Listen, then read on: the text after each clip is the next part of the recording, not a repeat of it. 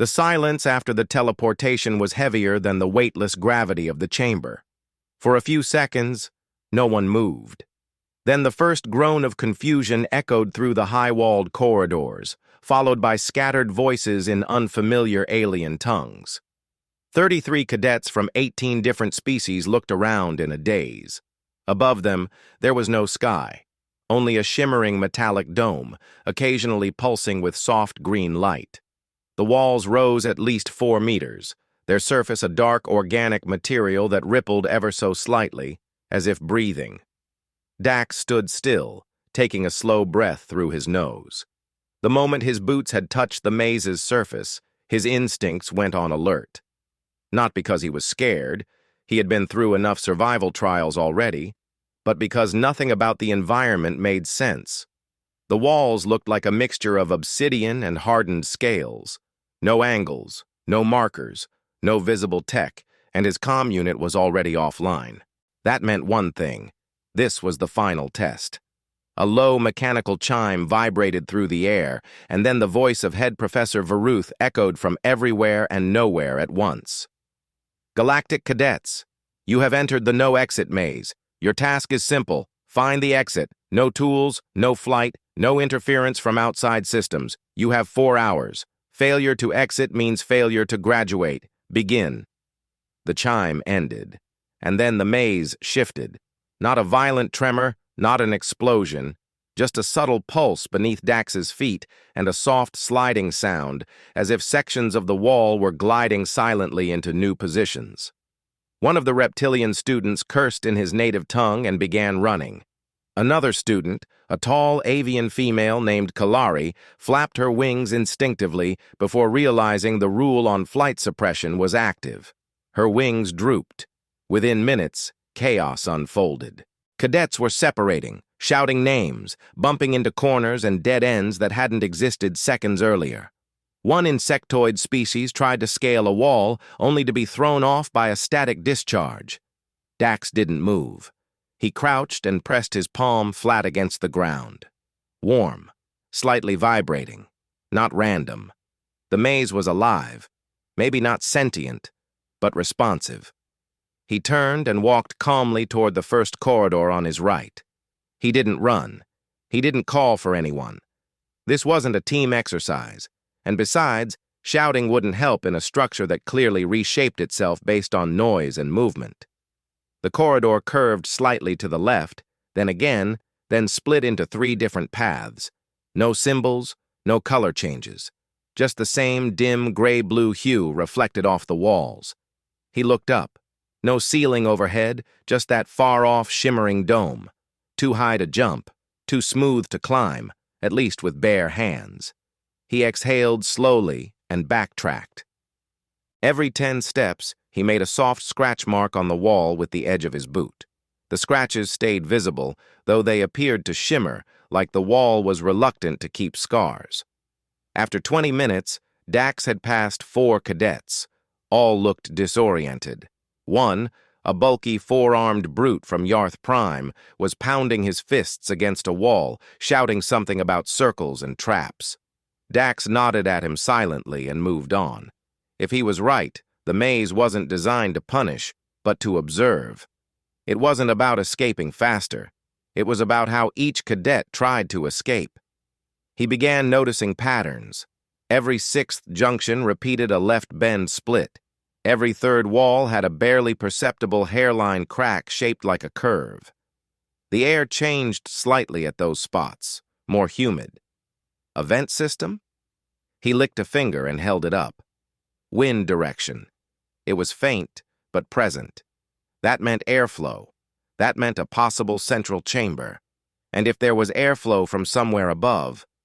He stopped, looked up again. Then at the walls. The material wasn't stone. It was pliable, but firm. If enough friction was applied, maybe it could be climbed. But first, he needed a test. He backtracked until he found a corridor corner where the 2 walls met at a 90-degree angle. From his pocket, he took a tiny metal pin sewn into the inner lining of his uniform, a permitted decorative token, not classified as a tool. He dragged it along the wall, It left a trail. Next, he removed the boots he wore, tore the inner padding from the heel, and tied it around his palms. Then he stepped back, took 2 steps forward, and jumped. The grip was better than he expected. His fingers sank slightly into the surface, and the wall reacted. Not aggressively, but almost as if acknowledging the touch. It didn't resist. Slowly, foot by foot, he climbed until his head peeked over the top. And then he froze. From his elevated view, he saw what none of the other cadets had. The maze wasn't just a labyrinth. It was a rotating puzzle. Massive segments, some hexagonal, others rectangular, shifted silently in concentric layers. From the ground, it would be impossible to detect, but from above, it resembled a giant mechanical eye slowly blinking. In the center, a faint dome pulsed. That was the only area that didn't shift. He made a mental note: fixed point, likely the control chamber or the true exit. Dax climbed down carefully and sat at the base of the wall. He needed a way to map the rotation speed. The scent trail method some aliens used wouldn't work here. He would have to mark it manually. With the same pin, he scratched a time marker on the wall. He would wait 5 minutes and mark again. Measure shift, determine pattern. That's when the scream came. It was Jolo, one of the Trifaxians. His voice was shrill, almost unrecognizable from panic. Dax turned the corner and found him trapped. One of the corridors had sealed behind a false wall. Jolo's arm was stuck, and his skin was already turning a dark blue. The wall was absorbing moisture. Dax ran over and shoved his shoulder into the panel. The wall didn't budge. He took the pin and jammed it into the seam, twisting hard. A burst of vapor shot out, followed by a low groan from the structure. The wall slid open just enough. Jolo collapsed forward, shaking, gasping. He looked up at Dax with one enormous compound eye. "You saw it, didn't you?" he wheezed. "You climbed. You saw." Dax said nothing. He handed Jolo a strip of his boot lining to wipe his face. Behind them, the wall sealed again with a hiss. He stood up and looked around. The maze had shifted again, but now he knew. Every shift came with a soft groan. Every groan meant a window to climb. But there wouldn't be many more. The maze was adapting, learning from them. He pressed a palm to the wall again. "Let's see how smart you really are," he muttered. And then he walked back toward the corner, this time ready to go higher. Dax's fingers ached from gripping the strange material, but he didn't let that slow him. He had returned to the same junction where he had previously scaled the wall, and now he moved faster, more confidently. The wall pulsed faintly under his touch, a reaction he didn't fully understand. Whether it was bioreactive or some advanced alien tech didn't matter. It was climbable, and that gave him the only edge he had. He reached the top, perched on the ledge, and took a deep breath. From here, the scale of the maze looked even more imposing.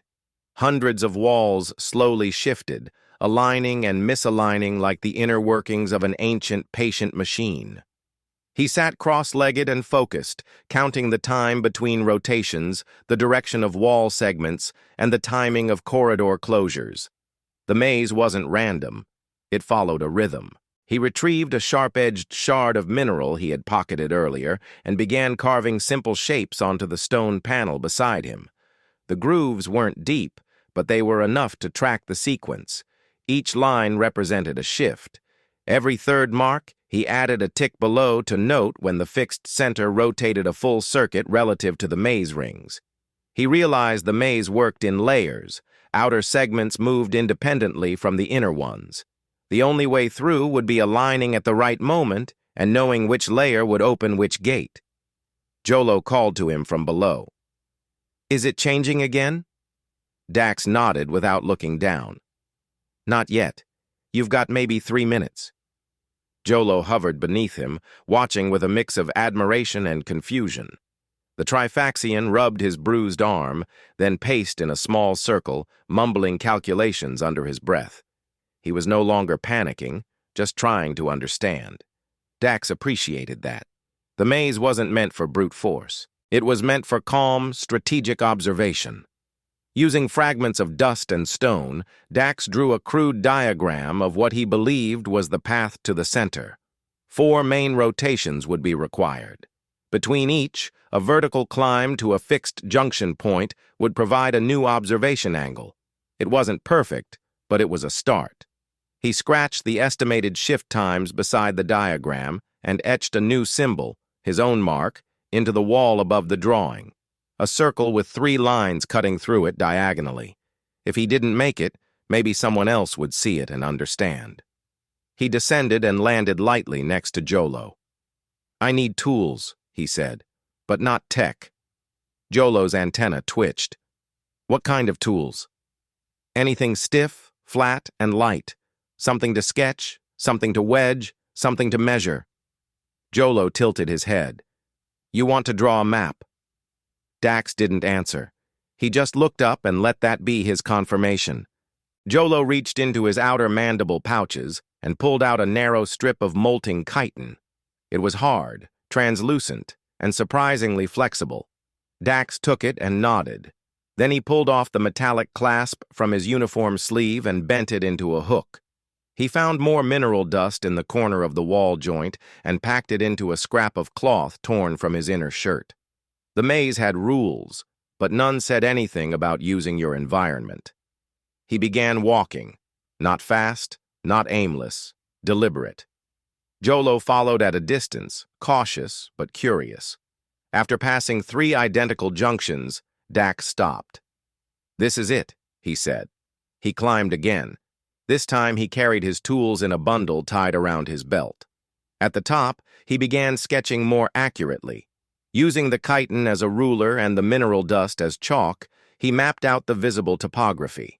The maze curved outward in a giant spiral with 5 fixed anchor points. He called them locks. If his theory was right, aligning the locks would unlock the exit. A sudden shift jerked the maze beneath him. A soft grinding sound followed by a low hum filled the air. Dax pressed his hand to the wall. The pulse was stronger now. The maze wasn't just reacting, it was responding. To him, to his method.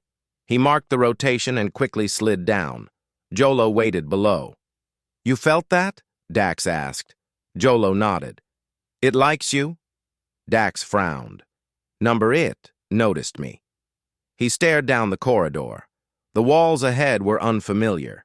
The previous turn should have brought them back toward the northeast quadrant, but now it curved sharply to the left and down. A ramp. That was new. "Come on," he said. They moved silently. Around them, other cadets were nowhere in sight. No voices, no echoes. As they descended the slope, the temperature shifted. Cooler, denser. The air had weight. Dax knew they were close to something important. At the bottom of the ramp was a chamber, octagonal, with smooth white walls. Unlike the dark, shifting walls above, these didn't pulse or breathe. They were cold, rigid. And in the center, embedded in the floor, was a single vertical pole made of the same shimmering material as the maze's ceiling dome. Dax stepped forward, then stopped. He took a flat stone and tossed it at the pole. Nothing happened. He approached and touched it. Instantly, the pole flashed. Not blinding, but bright enough to force him to blink. A low chime echoed around the chamber, the same tone the professors had used to begin the trial. Jolo backed up, alarmed. Then came the image. A holographic projection shimmered into view. Not a map, but a series of diagrams, rotating layers, symbols, spirals, and pulses of light indicating motion. It was a snapshot of the maze's shifting core. Dax watched carefully, memorizing each movement, each transition. "It's a reference point," he said. "A blueprint encoded in light. Not for navigation, more like instruction." Jolo stepped beside him. "Instruction for what?" "For how to think like the maze," Dax whispered. The projection faded, and the pole retracted into the floor. Then the walls began to pulse again. Dax ran up the ramp. He needed elevation. He reached the corridor, found a narrow spine of wall, and climbed again. From above, he saw it. Another shift was beginning. But this time the segments moved faster, more directly. One of the lock points was aligning. He could see the corridors tightening into straight lines. The maze was offering a path, but it wouldn't stay open for long. He dropped down. Jolo looked at him with wide, unblinking eyes. "We've got maybe 5 minutes," Dax said. "We're going to move fast, and if anything shifts, climb. Don't try to fight the walls." Jolo hesitated, then nodded. They ran. The dust swirled at their heels. The corridors narrowed, then opened. Walls slid just seconds after they passed. Dax was reading the rhythm now. Step, corner, 5 count, turn. He wasn't guessing anymore. He was moving with the maze. At the final bend, he saw it. A wide-open segment leading directly toward the central dome. The air shimmered there, almost like a mirage. He ran harder, the mineral map bouncing against his chest. Jolo sprinted behind him, his extra limbs propelling him forward in sharp bursts. And then the floor beneath them shifted. Not sideways, down. Dax leapt. Jolo screamed. For a moment, the maze tried to separate them, but the human landed on a ledge and spun, reaching down. Jolo's hand grasped his wrist just as the lower floor slid shut beneath him. Dax pulled with everything he had. They collapsed on the ledge, panting. The maze settled. They were on a new level now. No map for this part, no sounds, just silence. Dax stared ahead at the shimmering light of the central dome. "We're close," he said. Jolo didn't answer. He simply stared at Dax with quiet respect. The maze had started to understand him. But now, Dax understood something else. This structure wasn't just a test. It was a message, and he was beginning to read it. The light ahead throbbed faintly, casting long reflections down the corridor as Dax led the way with quick, silent strides. The walls no longer shifted at random. Their movements had slowed, the rhythm more deliberate, almost expectant. Dax felt the change deep in his bones. The maze wasn't merely responding to him. It was guiding him now, but in which direction and to what end, he couldn't yet say. He glanced behind to check on Jolo, who was breathing hard but keeping pace. His limbs were scratched, and a trail of translucent fluid leaked from a split in his outer forearm, but he didn't complain. As they approached the end of the corridor, they emerged into a wide chamber illuminated by soft pulses of blue light embedded in the floor. It looked like a staging area, a nexus point from which multiple corridors branched off, like a star. A dozen students had already gathered, each from a different species. The atmosphere was tense. Some sat apart, backs to the wall, while others argued in low, rapid voices. When Dax stepped into view, several heads turned. The first to approach was a tall female with pale gray skin and translucent eyelids that flicked open and closed like shutters. Her species was called the Maravari, and her name was Sella. She had always stood out for her poise and her disdain for noise. Now she regarded Dax with an expression that bordered on awe. "You made it through the center," she said softly, her voice like flowing water. "We thought it was sealed." "It was," Dax replied. "Then it wasn't." Her eyelids fluttered. "You climbed. That's how you did it." Dax didn't answer. He walked to the center of the chamber and pulled the chalky map from his belt. It was worn and smudged, but enough of it remained to show the structure: spirals, anchor points, corridors marked with scratches and shifts. He laid it on the ground. The others gathered slowly, curious but cautious. Jolo stood beside him, silent, watching everyone with his wide, compound eyes. A massive shadow loomed over the group as a Yarthan student named Korvek approached. His 4 arms were crossed over his chest, and his voice rumbled like distant thunder. "What is this supposed to be?" "A guide," Dax said. "The maze doesn't shift randomly. It rotates in segments. I marked the rotations and fixed points." Korvek snorted. "You expect us to believe you've mapped this thing?" "No," Dax replied calmly. "I expect you to watch it shift with your own eyes and verify the pattern." Sella leaned forward, tracing one of the spiral lines with a long, delicate finger. It's crude, but the structure makes sense. I've seen the same corridor repeat 3 times now, each about 15 minutes apart. Exactly, Dax said. It's a rotating maze with 5 fixed points. The core is the goal, but it only aligns when all 5 locks rotate into place. A buzzing voice interrupted him. A short insectoid student named Grethik stepped forward, mandibles clacking nervously. Then we need to move together. Combine knowledge. Watch each point. That won't work, Korvek snapped. We don't all move at the same speed. Some of us don't even process time the same way. And if we split? Asked a thin, gliding female from the Nabari race named Shy. We risk missing the moment of alignment. Dax waited for the voices to die down. Then he said, You don't all have to come, but you have a choice. Work together or keep running blind through a puzzle designed to frustrate you until you quit. Silence followed. Shay was the first to move. She drifted forward and stood beside Sella. Grethik joined them. Then 2 others, Vorn, a quiet amphibious male from Orax, and Nima, a sturdy feline-like female from the Jaren outpost, nodded silently and stepped closer.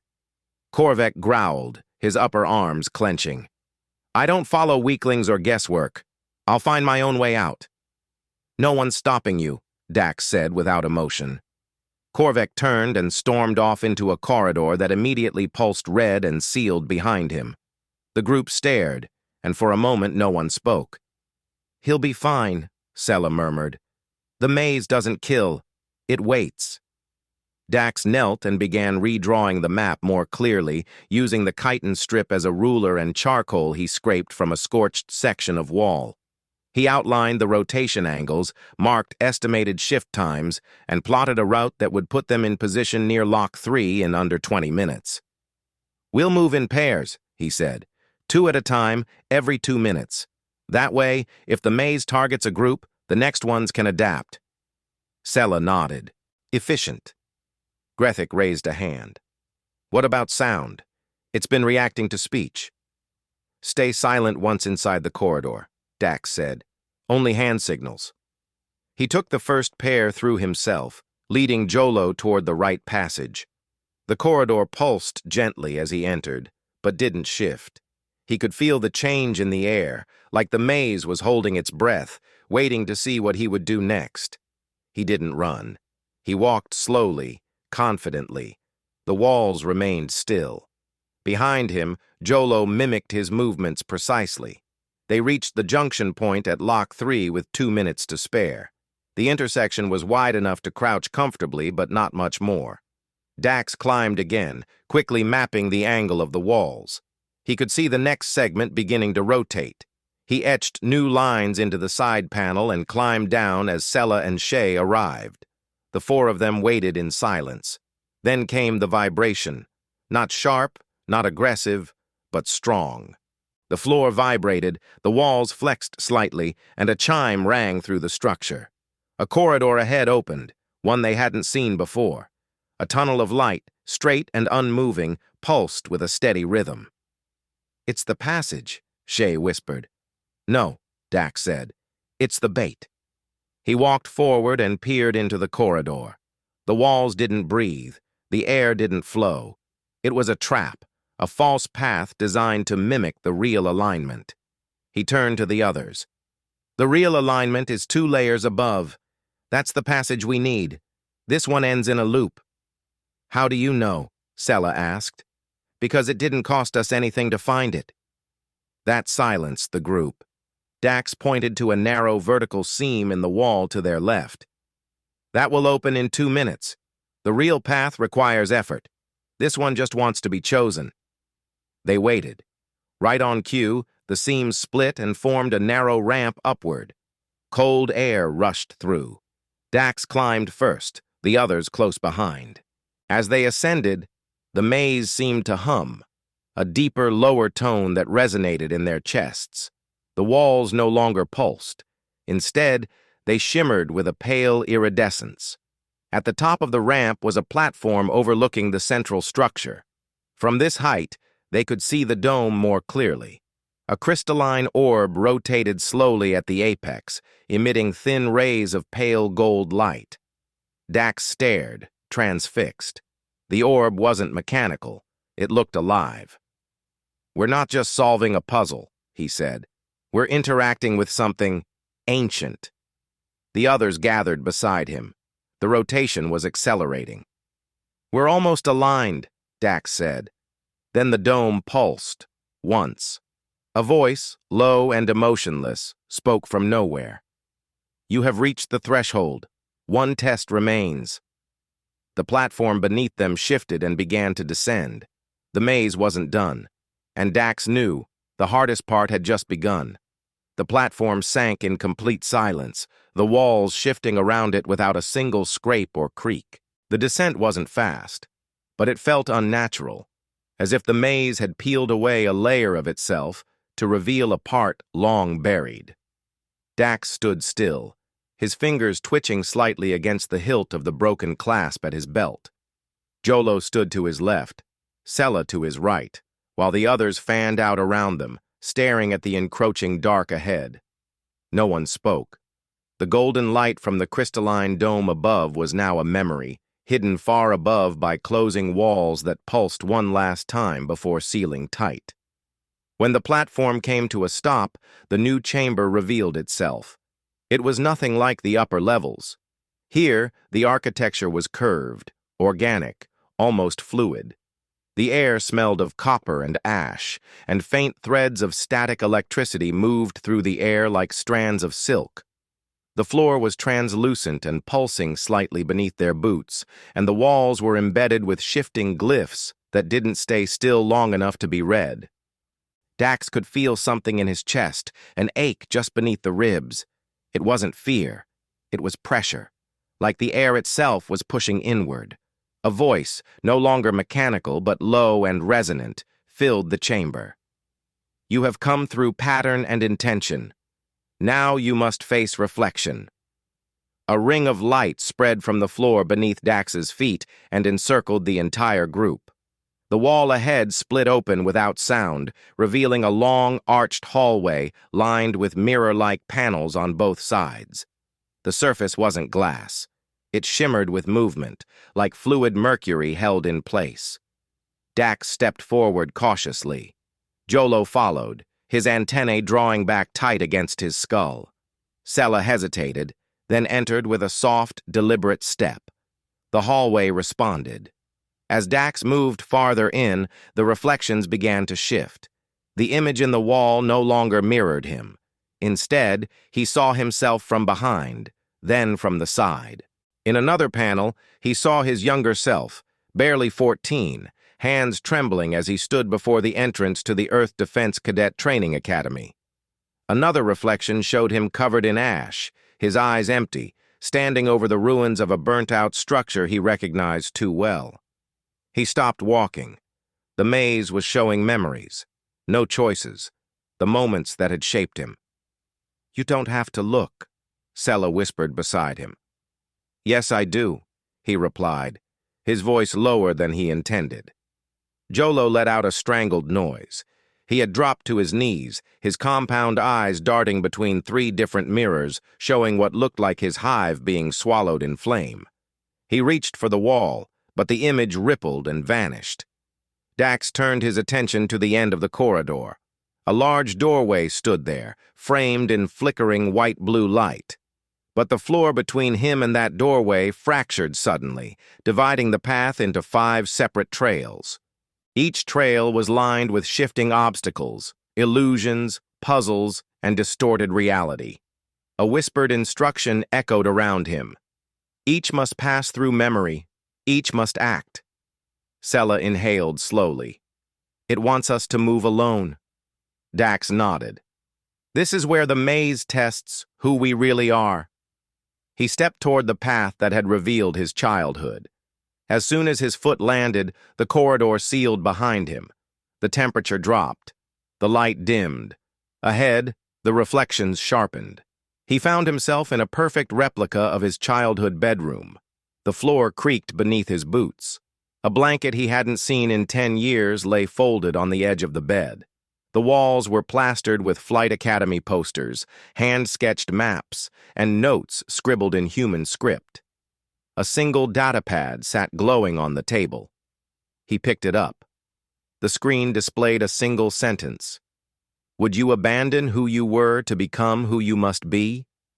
He stared at it. Then the door on the far wall opened, revealing a version of himself dressed in a polished officer's uniform with medals glinting across the chest. The mirrored version stepped forward and looked him in the eye. "No attachments," the image said. "No sentiment. You can't win if you hesitate." "I haven't hesitated," Dax said, jaw tightening. "Yes, you have," the reflection answered. "You helped others when you should have run. You showed the maze who you were. I showed the maze who I choose to be." The reflection frowned. "Then prove it." The datapad in his hand vibrated. The sentence changed. "You have 30 seconds to burn the room, or the next one burns instead." The door behind him opened again, revealing a second room. It showed Jolo, curled in the fetal position, trapped in a replica of his ruined hive chamber. Fire flickered around the edges, creeping slowly forward. "No tricks," the reflection said. "One burns. Choose." Dax's hand shook, but only for a moment. He turned the datapad toward the bed, tapped the command, and threw it. Fire exploded across the room, but it didn't feel hot. It was like light and memory dissolving. The reflection of himself smiled faintly and stepped aside. The corridor ahead reformed. Dax walked through it. On the other side, he found a waiting chamber. Sella arrived 2 minutes later, her breathing fast, her skin damp with sweat. She sat without a word.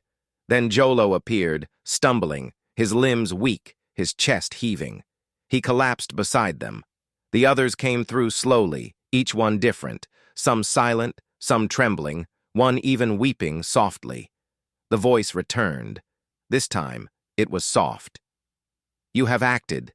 The self has weight." A wall at the edge of the chamber split, revealing a spiral stairway leading up, metallic, glowing faintly. Dax stood. "This is it," he said. Sella nodded. "Are you ready?" he asked.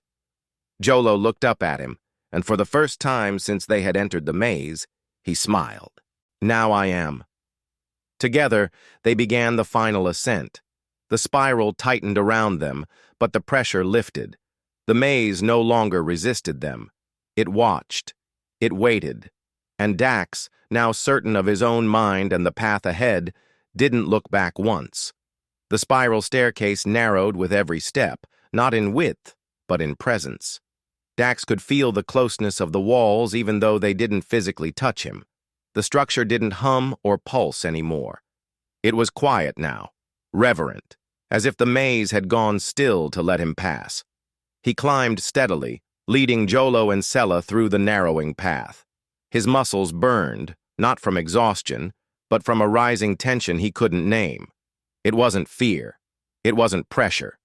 It felt like the last breath before the edge of something irreversible. The staircase ended at a single platform, flat and wide, suspended in an enormous open space without visible walls or ceiling. Pale blue light surrounded them, emanating from the floor beneath their boots. The air was warmer, still laced with the faint charge of static, but no longer heavy. Dax stepped forward alone. At the center of the platform stood a pedestal, and above it hovered the crystalline orb he had glimpsed from the upper levels. Only now it was larger, turning slowly, alive with flowing patterns that shifted like currents beneath glass. Jolo remained at the edge, silent. Sella stood with her arms crossed behind her back, expression unreadable. Dax approached the orb. As he neared, the patterns inside the sphere slowed. Then the orb lowered until it hovered just above the pedestal. He reached out but stopped short of touching it. A voice spoke, not from above or around, but from inside him. It wasn't words exactly, but meaning pressed into thought. "You were not meant to arrive. You were meant to attempt." Dax closed his fingers into a fist. "But I did arrive." The orb shimmered. "You did not solve the maze. You changed it." He stared at the patterns flowing within the sphere. The maze wasn't built to be solved, it was built to observe. Yes. So what now? He asked. The orb turned. You have climbed above walls. You have mapped moving stone. You have given your strength to others. You did not follow the path. You created it. He stepped back. Is this the end? This is the answer. From behind the pedestal, a section of the floor rose, revealing a circular structure embedded with 5 glowing indentations, each matching the shape of the lock symbols from the map. Dax walked to it, instinct guiding his movements. Without hesitation, he pressed the tips of his fingers into the central point. Each lock lit up, one by one. The space around them changed. No walls fell, no doors opened. The maze didn't crumble or vanish.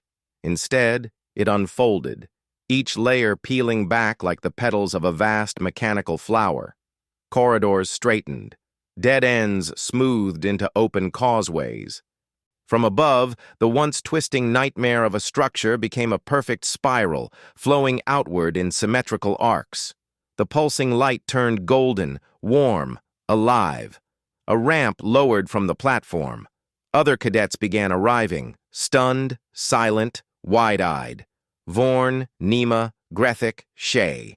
Even Korvek, his expression subdued, shoulders low, walked forward as if seeing the world for the first time. Dax turned to Jolo. It's done. Jolo tilted his head. Then we leave? Dax looked up. We stay, until the maze tells us we can go. The orb pulsed once more. The exit was never a place. It was a threshold. You have crossed it.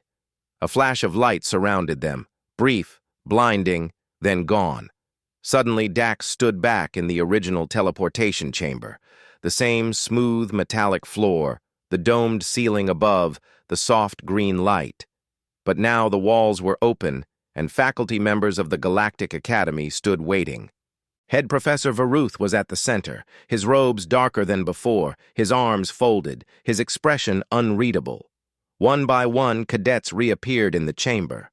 Some stood tall, others collapsed to their knees, but none of them were the same.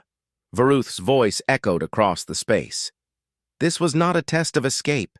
It was a test of essence. Not every trial is a fight. Not every problem has a key. He looked at Dax.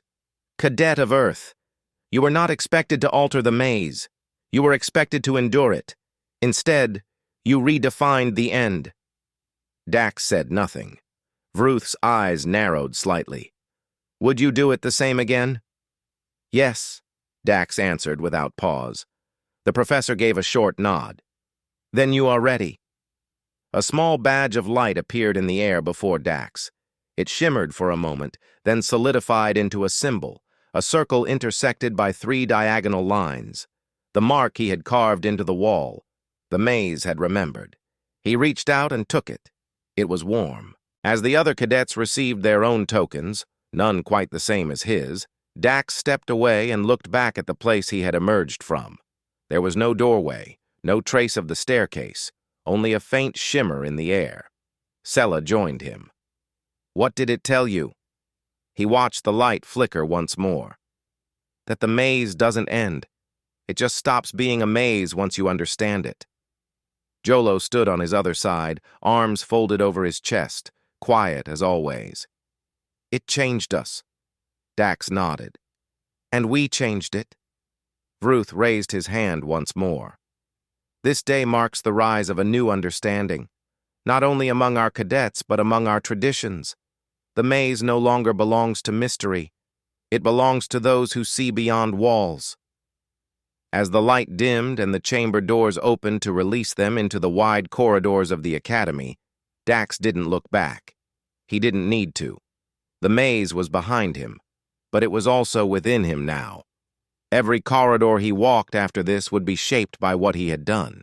Not by escaping, not by surviving, but by refusing to accept that walls were the end of a path. They were only ever the beginning.